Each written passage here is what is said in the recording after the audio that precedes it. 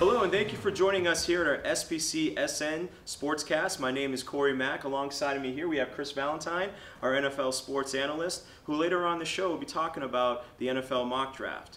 But just before that, let's kick it off with our SPC Sports. It's been a little bit over a decade now since the men's baseball team has won a state title. Currently, they're sitting at a 12-9 record after beating Pasco Hernando State College this past Sunday, 14-0.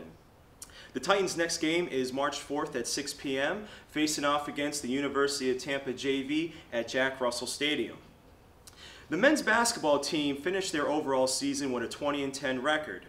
Tomorrow, the Titans will be playing Palm Beach State College in Ocala for the FCSAA State Championship quarterfinal at 1 p.m. Does the Titans have what it takes to bring home the state title? We shall see. Go Coach Crumley and the rest of the Titans squad. We're rooting for you. Now, let's move on to the NBA with our basketball analyst, Marshall Watrous. How you doing, Marshall? I'm good, Corey. How are you doing today? I'm doing great, Marshall. Thanks for asking, buddy. So let's talk about Steph Curry. Tell me about that game against Oklahoma City.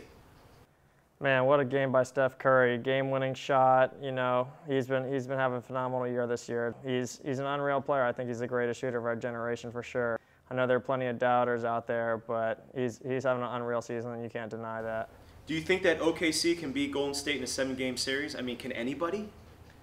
I definitely think OKC has the closest chance of beating Golden State. I mean, it was a close one. It was a buzzer beater the other day. I would say the other team in the West contending with the Golden State Warriors would definitely be San Antonio Spurs. Let's move on to the East.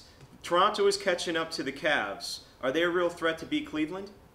I definitely agree. Toronto is having a very good season. Kyle Lowry is playing out of his mind. He, last game against the Cavs, he had dropped 43 points, I believe, and also had the game-winning shot over Dellavedova. So, Raptors are catching up. Also, the Hawks I like too in the East. They're coming up, creeping up on the Cavs. But it should be interesting how the East fares out this year. It's not as lopsided as the West.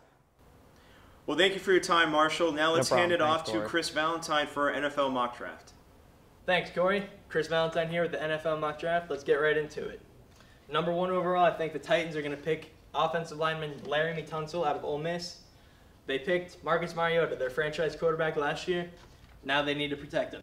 Number 2, I think the Browns are going to go with quarterback Carson Wentz out of North Dakota State. We all know the drama that they've had at the quarterback position this year, last year, and for the past 20 years. They're going to try to right the ship.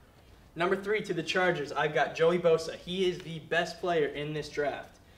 The Chargers ranked 24th last year in sacks, and he is an absolute monster. Number 4, I think Myles Jack will be going to the Cowboys. Think about what would happen if the Cowboys lost Rolando McClain and didn't get a backup.